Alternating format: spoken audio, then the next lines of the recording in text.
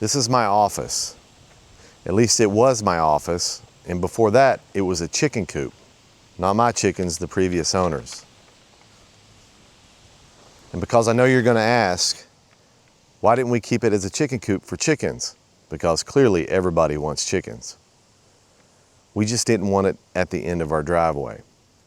Hopefully we'll get chickens in the future. We'll just make sure that we build that setup somewhere better suited on the 30 acres here. This building used to be 16 by 8 feet. The previous owner doubled the size of it. So it's built on two separate foundations. The front half is on a wood slab. The back half is on pillars. Before we could get started with any of the major renovations on this building, the first thing I had to do was address the water that was holding underneath it. We ran this PVC piping that successfully got rid of all of that. So once we had the water problem solved, I added this skirting around the entire building. I went with PVC because wood contacting the ground will rot over time where this will not. And it gave the building a nice uniform look, which also took care of that eyesore of it being built on two separate foundations. It always had a rear gutter, but we did add a front gutter. Then we added this concrete slab that's just a little over 5 feet by 16 feet.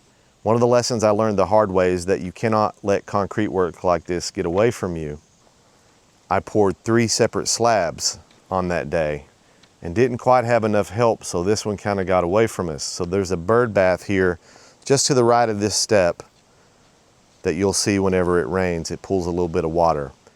Then we replaced all of the windows. When we added the exterior doors, that's when it really stopped looking like a shed. This is how it looks now.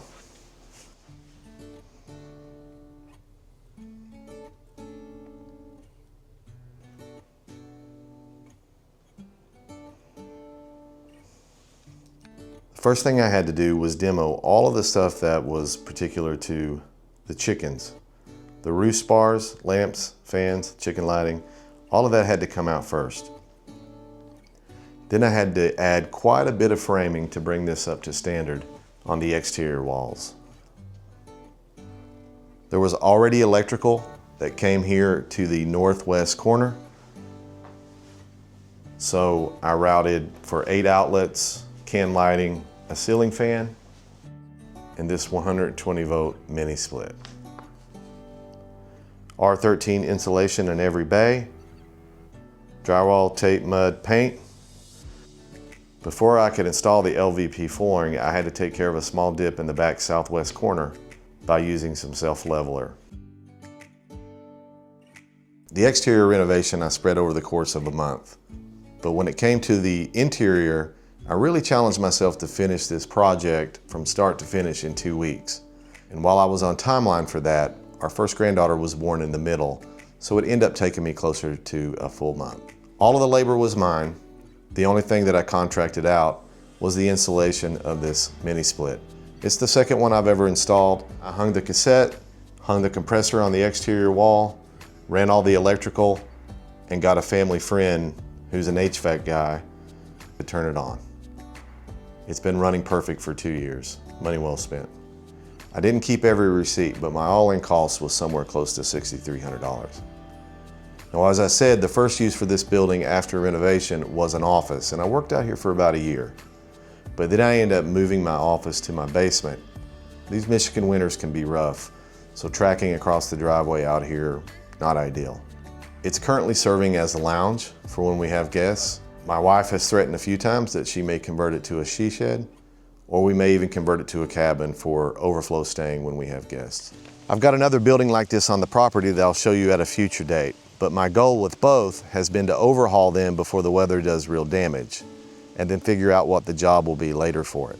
3 major takeaways after working with this project. First, you got to take care of what's underneath it before you touch what's on it. Making the building look better is the fun part, but if I had started there, I'd probably just be redoing it in 5 years from now. Secondly, if you're going to take on something like concrete work to do it yourself, especially in a hot month like August, you want to be careful not to overextend yourself. Concrete sets up pretty quick, and as I already said, this one kind of got away from us. And we can tell that here 2 years later, anytime it rains. And the third thing is, I did this entire building by myself because I've got enough experience at this point to do that. And I even installed the mini split. But I've learned the hard way in the past that while trying to save a little bit of money in the beginning might cost you more money down the road. So know where your limitations are and don't be afraid to hire the help that you need. That'll save you money in the long run. So we still don't know the exact final use for this building. And I think that's a good thing too. If you build it to standard, you can use it for multiple reasons in the future. But if you've got any ideas or advice on how you would use this building if it were yours, drop me a comment. I'd love to hear about it. Debrief complete. If you want to see what's next out here, subscribe.